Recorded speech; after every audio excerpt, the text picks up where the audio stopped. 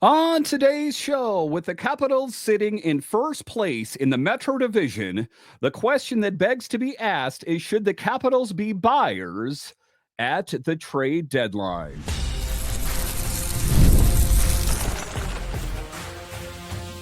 Your Locked On Capitals, your daily podcast on the Washington Capitals. Part of the Locked On Podcast Network. Your team every day. Well, hello and welcome into this edition of Locked On Capitals, part of the Locked On Podcast Network, your team every day. My name is Dan Holme. I've covered the Capitals for the last 3 seasons for Locked On and various other outlets before that. I'm also the host of the weekly show called The Capitals Minutecast, available wherever you find your podcasts. And as always, I want to thank you for making this your first listen of the day. So in this edition of Locked On Capitals, we talk about Evgeni Malkin in his history with Alex Ovechkin. What are Evgeni Malkin's thoughts on Alex Ovechkin chasing down Gretzky? Does he think it's going to happen? They have a bit of a questionable history. There was some strife between the two of them, but at the end of the day, I think that Evgeni Malkin respects Alex Ovechkin. I'll break down Malkin's thoughts on the Great Eight. A bit later, I'll talk about the Capitals need to keep their foot squarely on the gas pedal to the metal as they return this weekend against the Penguins, against the Oilers, that there is no time for complacency or there is no time for any rust that may have accumulated during the Four Nations face-off break. I'll talk about that. But just to get it going here, the big question facing the Capitals is, should they be buyers at the deadline? You take a look at the Capitals this season, first place in the Metro, first place in the Eastern Conference, and at times tied for the most points in all of the NHL. Should they go outside of the organization to try to address any quote-unquote needs within the roster? A bit later, I'll break down what they need a little bit more definitively, but just broad strokes here. We know that the third line needs to be addressed, that if there is any tinkering that ever goes on out with the forward line combinations, usually it emanates around that third line. Lars Eller was that player that got picked up. Has he lived up to potential? So what different holes need to get plugged in the lineup? And is there any holes in the lineup? And should the Capitals risk team chemistry, something that isn't easily quantifiable? So let's take a look at it. It has been quite a season for the Capitals, all things considered. A lot of the insiders, the ones that know the sport best, very few, if any of them, had projected the Capitals to do great things. Many people thought, oh, maybe they'll qualify for a wild card spot or, something of that nature. So for the Capitals to be sitting in first place in the Eastern Conference, I think that caught a lot of people by surprise. And in a lot of ways, I think that probably should teach them how to reevaluate situations. That sometimes, you take a look at advanced analytics, these kind of things, or just kind of taking a lead from someone else that covers the league saying, hey, yeah, we all don't think the Capitals are going to go anywhere. Well, that played out a whole lot different this season. The Capitals surprisingly competitive, and they've emerged as one of the top teams in the league. So the question, are the Capitals all in on this lineup, or should they continue to keep reloading? Do they go all in this year, or do they stick with their strategy of reloading on the fly? And like I talked about, chemistry is something that's not easily quantifiable. You don't see it on the back of a hockey card. You don't see it in advanced analytics. And the one thing that I know about the Capitals locker room is it is one of the best locker rooms in the entire league. And that's just not me having Capitals glasses on. That is from hearing a lot of different people that cover the entire NHL, that the chemistry with this year's team is something to behold. And it's an interesting time for the Capitals as the Alex Ovechkin is chasing down Gretzky. They have Alex Ovechkin here for a year and change. That if there was a time to push their chips in, I think now is the time to do it. So honestly, I think they're in a fantastic position. The chemistry is evident, and I expect they will make a move here or there. I do think the Capitals will do that. I don't think that they're going to go out and shake things up a whole lot. Like I said, things are going pretty well. First place. There's not a lot to complain about there. So I think the Capitals will make smaller moves, but I don't think anything that is going to mortgage the farm. We do have depth and prospects. And the one thing I want is the Capitals, if they're going to move any players, that they do it wisely if you possibly can. And you take a look at it. To get a good player, you're going to have to give up a player or a prospect, something like that. But I think kind of pushing the crazy button, I think, if you take a look at what Carolina did with Rantanen in a lot of ways, that seemed like a stroke of genius. But is that ultimately going to fix that Carolina team, considering that he could be on the move this summer? So target areas of improvement. Like I talked about, I don't think it's any surprise. The third line, Lars Eller, the Capitals acquired to bring back, those vintage vibes at the center position. Everyone was smelling 2018 in the air again, but ultimately really hasn't lived up to potential. The 2 games before we went into the Four Nations break there, he scored some goals, and I think that people were drinking the Eller Kool-Aid a little bit. But, just like I talked about in the show with Lop here, it's about sustainability. And, you take a look at Lars Eller. He was never more than a stopgap measure for this year. So if the Capitals move on from him for greener pastures, I think that's the right idea. But it's not just Lars Eller. You take a look at the wing positions, or wing position rather, on the third line. Jacob Vrana, Sonny Milano, Ivan Miroshnichenko all have spent time cycling through that third line. So I think that is the easy area to drill down on. But a name that has been circulated out there is Scott Laughton, and how he could be a good fit for what the Capitals are looking for. That's kind of what I have in mind. I'm not the first one to say it. I think it was Frank Saravalli is where that emanated from, but I think would be a good fit on this team.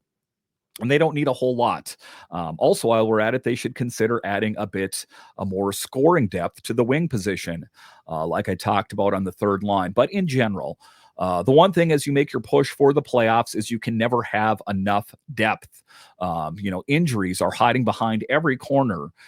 In that same breath, I would say that the Capitals could probably use some depth defensively. And some people might point to, well, they got Alexiev and they got McElrath. And to be clear here, McElrath did an admirable job last season when called upon in the playoffs, but I still think that they might need someone that has a little bit more punch, that kind of thing. So, you take a look at the Capitals on the blue line in particular. What would happen if Carlson went out? What would happen if Chychrun went out? That could definitely change the outlook for this team. So, caution in a competitive season. That is a big thing to consider. Like I talked about, team chemistry is something of utmost importance. So the Capitals don't want to go out and start pushing the crazy button. And I don't think that Chris Patrick and Brian McClellan, who's still behind the scenes there, I don't think that they're going to do anything too crazy. But I do think they need to do some things, because when you take a look at the Capitals, I know it's been a bit of time since they played here, but if you can kind of recollect back, that there were some things that need to be addressed, the special teams units as well. So kind of broad brush here, that is why they need to address those things. So it's important to keep in mind this season has been special for so many Capitals players. You take a look at Alex Ovechkin, Tom Wilson, Connor McMichael, Alexei Protas, Pierre-Luc Dubois. Many of those players are already in double-digit goals. And it's not the Capitals of old. It's not just Alex Ovechkin and 2 other players on the team putting up double-digit goals. It's not the pressure being squarely put on the great eight's shoulders. It is scoring by committee. So that's what I'm saying is I don't think that we want to change a whole lot, but we do know that there are some holes in the boat here and there. So just last year, there was the talk of the Capitals being the rebuilding process, and that whole thing got fast-tracked last summer. I guess more of a retool, a semantic rephrasing, if you will, as you take a look at TJ Oshie, Nick Backstrom, two players that went on the LTIR. Evgeni Kuznetsov's contract got terminated. So that gave the Capitals a little bit of extra money in their piggy bank so they could go out and get the Chikrin, the Logan Thompson, these kind of players that have helped to bolster the team this year. So it's interesting. It wasn't too long ago that we were talking about the Capitals as they were dubbed old and slow. I talked about it many times on this podcast and how the fortunes of this team have changed in a hurry. Now, just to give a tip of the hat and just, to really kind of reassess and kind of look back fondly on it, this was all Brian McClellan. Big moves, these quote unquote risky moves that he made last summer have really paid dividends. And I'm hoping that the Capitals can keep riding this positive wave of momentum. All right, so coming up here after the break, we'll talk about the Capitals as they get back in action this weekend, taking on the Penguins and the Oilers. And there is no time for complacency. There are teams in the Metro that are nipping at the Capitals' heels, hoping they falter, hoping they fail just one moment so they can capitalize. I'll break down what the Capitals need to do straight ahead.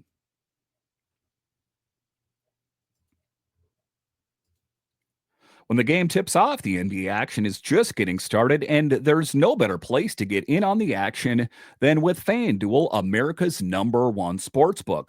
With FanDuel, you can place live bets throughout the game, so even if you miss the opening tip-off or want to bet on a fourth quarter comeback, you can stay in the action. And if you're looking for a bigger payout, you can even combine your live bets into a same game parlay. So if you're into the NBA action, say you're a fan of the Wizards or all the excitement that took place between the Mavs and the Lakers and the All-Star game, well, open up the FanDuel app, put a little bit of money on these games, and all of a sudden, they got that much more exciting. Right now, new FanDuel customers can get $150 in bonus bets if your first $5 bet wins. Just visit FanDuel.com to join today. That's FanDuel.com for your shot at $150 in bonus bets. Make every moment more with FanDuel, the official sports betting partner of the NBA. All right, welcome back into this edition of Locked On Capitals, part of the Locked On Podcast Network, your team every day. My name is Dan Holme. You can find me on Twitter. It's at DanCaps218. You can find the show on Twitter. It's at Locked On Caps. So in this next segment here, we're going to talk about the Capitals as they prepare to get back in action this weekend against the Penguins, against the Oilers. That if there's any rust on this team, someone should have some naval jelly on the ready to dissipate any rust that might be on this Capitals team as they have to hit the ground running. There is no time to say, hey, well, we played poorly against Pittsburgh and we played poorly against Edmonton because we were rusty. It's all nonsense. And Spencer Klarberg, he never is one of the guys that cuts those kind of excuses for the Capitals. So they need to be prepared for the task at hand. And the task at hand this weekend is Pittsburgh and Edmonton. So let's dive into that, what the Capitals have been up to since this whole Four Nations face-off. A unique break for the Capitals. If you think back historically, the All-Star break, but the All-Star break, that's not as long as this Four Nations break, and usually there's at least a Capitals player involved in this. And it's been an interesting break for our boys, especially since the Caps were one of the two teams in all of the NHL that did not have a player selected to be in this Four Nations face-off. It was the Kraken was the other team. That meant no Logan Thompson, Tom Wilson, or John Carlson representing their home country. Again, it's something I'm going to have to get over, but, you take a look at Team Canada, and I'm recording this earlier in the day on Thursday, so any results may change my thoughts on that, but Logan Thompson would have been huge for Canada. So would Tom Wilson, and not to mention what John Carlson would mean participating as well. But A game-changing pause. This pause could be a game changer as we head into the final third of the season. What am I talking about? Alex Ovechkin. We know that even though he has been back for some time, head coach Spencer Carberry said he was still not 100%. While many of our rivals had their top guys getting in intense matchups, the Capitals are well rested. That could be the added bonus that they're looking for. We saw Ovi in Miami working out. We saw Tom Wilson, these different guys just really resting up. And let's be honest, after a grueling 82 game schedule, a rest can really be a weapon. I think it's safe to say a lot of the Capitals, even if they weren't injured, were pretty gassed by the time they wrapped up the game against UHC. As Jacob Chikrin pointed out, quote, "Rest is a weapon throughout the season. Hopefully, we can use it to our advantage and come out fresh," unquote. Jacob Chikrin as well is a guy that we need a full go Saturday, that he can be what he is defensively and also chipping in offensively as well, as he is that two-way player. Energy in practice, it was electric at practice. The players are amped up. We saw Nick Backstrom attending practice. We saw TJ Oshie, Carl Alsner, that it was kind of just a reunion of sorts, just getting the Capitals in good spirits. And Alex Ovechkin also noticed how well Chikrin has been performing in practice. I think there is a true hunger in the belly for the Capitals to get it done this season, to not only prove the critics wrong that the Capitals were good enough to make it to the playoffs, but dare I say a deep push, or if you're really not afraid to dream a Stanley Cup win. And Tom Wilson's perspective on it as well, as he is having a breakout season and a bit jilted, I think, and chomping at the bit a little bit that he wasn't in there for Team Canada when the Tkachuk brothers, wanted to throw down that he could have been the equalizer. But I think he's bummed about not making Team Canada's roster, but he's keeping his chin up and recognizes the benefits of the break. So those are key things, and I know that you want to be in there and standing up for your country, but I think it served at number 43 as well. He mentioned that while they were resting, they'll need to watch out for the opponents who have gained momentum from their tournament experiences. So that is the other side of the coin, that the Capitals are well rested, and some of the players were involved in tense battles at the Four Nations, but with those players, I think it's safe to say that they won't have any rust. I think it still benefits the Capitals ultimately, because there were some players that got dinged up in that whole Four Nations affair. Coach Carberry's thoughts on it seemed a tad unsure about how the rest period will shake out in the long run. He is oftentimes a guy that sees things how they are. He does not see things, over optimistically. He does not try to pad stats or anything like that. That I think he's calling it as he sees it, and he understands that there's the possibility that there could be some rust on the wheels of his team, if you will. It's up to him to knock that rust off. He noted that there's not a lot of historical data on the impact of similar breaks after international play, but he is hopeful. The key is the players come back ready to compete with renewed energy. And I think that's what it's going to be. This was the same fear that we had about Alex Ovechkin. What kind of Ovechkin were we going to see when he returned from his injury? As it turns out, he hit the ground running. But season standings insights, as we know, leading the break, the Caps were just a point behind the Jets for the top spot as the most points in all of the NHL, and had a solid 9-point lead in the Eastern Conference. But again, it is important not for the Capitals to rest on their laurels, because like I say, and I don't think they will, but we don't know yet if they falter, if they fail, that could be trouble. Let's just hope they batten down the hatches. I have no reason to ultimately believe that they won't. But with a record of 11-1-6 since January 1st and a 6-game point streak, the Capitals were riding high. I think that sometimes that momentum can be a bit deflated, just like even if you went into it negatively, but hopefully they can kind of just draw that and vacuum that up and help use that in their sail to push them forward. Plus, taking a look at the remaining schedule it bodes well for the Capitals as they have one of the easier schedules for the remainder of the season. It was pretty tough for the Capitals to start out. A lot of back-to-back games, those kind of things that really put the Capitals through their paces that now hopefully they can kind of sail somewhat on easy street. Again, they sometimes don't play well when they play down to teams, so we hope that they can continue to keep valuing their opponents. Now, after returning to DC, the Caps have a rare 3-day window for practice before they hit the ice this weekend. Carbs mentioned the vibes are great. Players are looking enthusiastic and fired up, which is excellent for team morale. I think they're ultimately happy to be back together and just kind of reveling in the success that they've had. Now, say they had this long break and say they were kind of on the outside looking and say like maybe they could eke into a wild card spot, maybe the morale wouldn't be as high. But again, the Capitals, they're going to have to be ready as they're going to be taking on the likes of Sidney Crosby, Connor McDavid, that are definitely going to try and take it to the Capitals. They're not going to take it easy on the Capitals. They want to win. Yes, that includes the Penguins, a team that is kind of flailing a little bit. They are trying to make some changes, but ultimately, I don't think it's going to be their year this year. And Wilson himself, he emphasized the need for focus and a readiness to go as the Capitals resume play this weekend. So a lot at stake for the Capitals. It's all positive vibes coming out of practice today.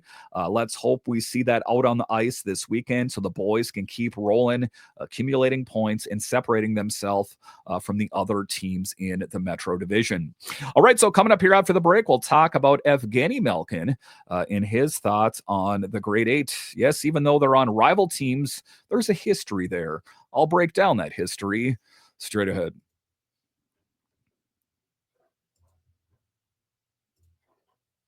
In sports, having a winning strategy is everything. It's how the best teams make it to the Super Bowl, the World Series, and the Olympics. The same goes for life. Having a strategy like life insurance from SelectQuote can protect your financial legacy and keep your family's future secure. SelectQuote makes it easy to find the perfect life insurance policy. As one of America's leading insurance brokers with nearly 40 years of experience, they've helped over 2 million customers find $700 billion in coverage since 1985. What sets SelectQuote apart is their personal touch. Unlike other brokers that offer one-size-fits-all policies, their licensed agents tailor coverage to fit your unique needs. If you're in good health, you might even qualify for same-day coverage up to $5 million. No medical exam required, and it's more affordable than you'd think. You can get up to $1 million in coverage for as little as $20 a month. Get the right life insurance for you for less at selectquote.com/lockedonnhl. Go to selectquote.com/lockedonnhl today to get started. That's selectquote.com/lockedonnhl. SelectQuote, they shop, you save. All right, welcome back into this edition of Locked On Capitals, part of the Locked On Podcast Network, your team every day. The best way that you can help grow the show is to subscribe to Locked On Capitals on YouTube and comment anything down below. All right, in this next segment here, we are going to talk about Evgeni Malkin, a key player for that Pittsburgh Penguins team for so many years, and I think we're kind of in the twilight of that whole lineup. I'm talking Crosby and the different players on that Malkin that have been on the pillars of that team for years, as I think they were a little bit late to the punch, making changes, and that was evident out on the ice this season for the Pens. I think in a lot of ways, I think the Capitals could have been in a similar position had former GM Brian McClellan not been as active as he was. So let's dig into that. Talking about Malkin, talking about Ovechkin, their storied history in the upcoming showdown as we gear up for the upcoming showdown between the Penguins and the Capitals. It is going to be some fun hockey. You're talking Malkin and Ovechkin. These two have shared quite a journey from fierce rivals to unexpected friends. Like I talk about country mates, sometimes you see that. And During practice, Malkin, even though they are playing on rival teams, revealed they had dinner with Ovechkin down in Miami.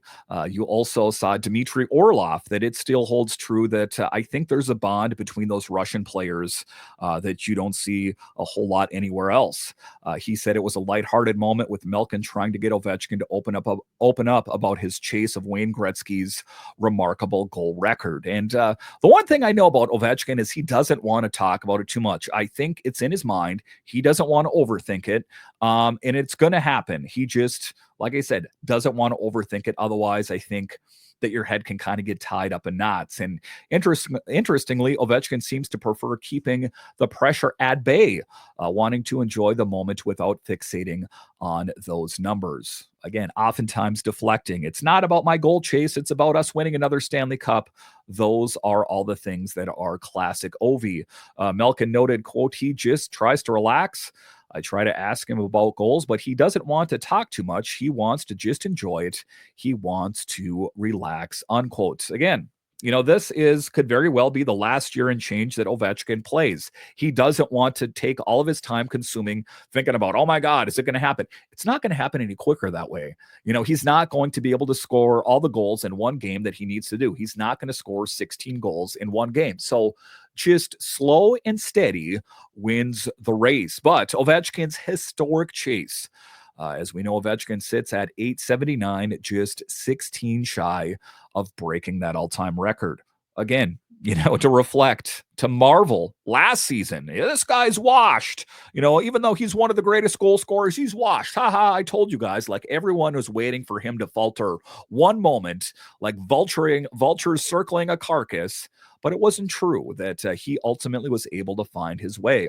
Now, that's an incredible milestone, said Malkin, and he believes it's just a matter of time before Ovi gets there, possibly as soon as this year. He mentioned, quote, of course, maybe not this year, but 100% next year, unquote. So it's been quite a journey between the two of them, from rivals to friends, but let's not forget the rocky road between them.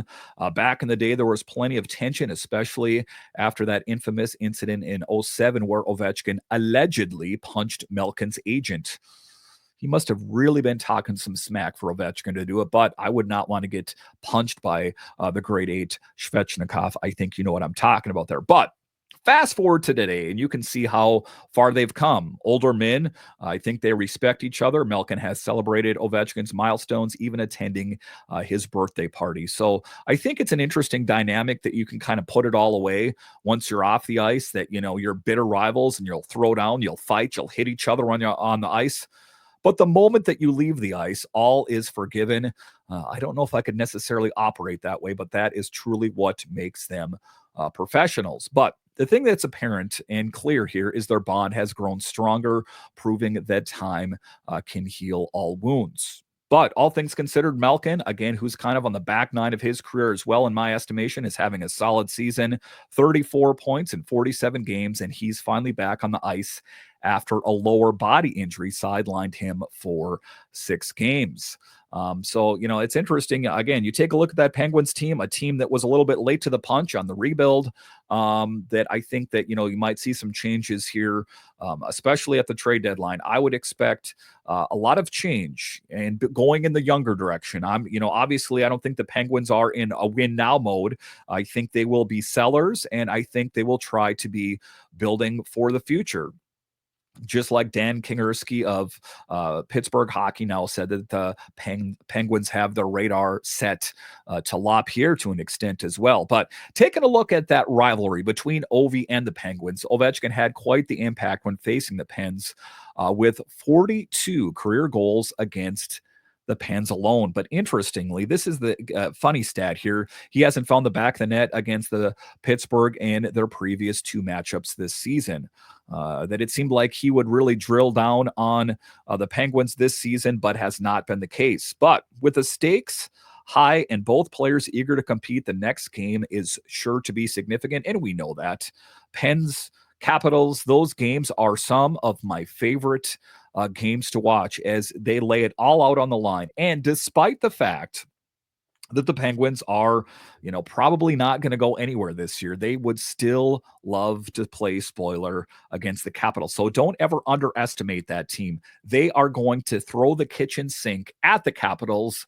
The Capitals have to be prepared to grab that sink and throw it back at them and say, not this year. We've got greater plans. All right. Once again, I want to thank you for joining me on this edition of Locked On Capitals, your only daily year-round podcast covering the Washington Capitals. And I want to thank all of you that listen on the audio side and watch this on YouTube.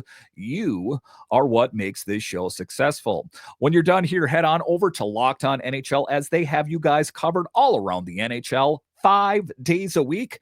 You can find that wherever you find your podcasts and on YouTube. All right. Once again, I want to thank you for joining me on this edition of Locked On Capitals, part of the Locked On Podcast Network, your team every day. My name is Dan Holme, and I'll talk to you again next time.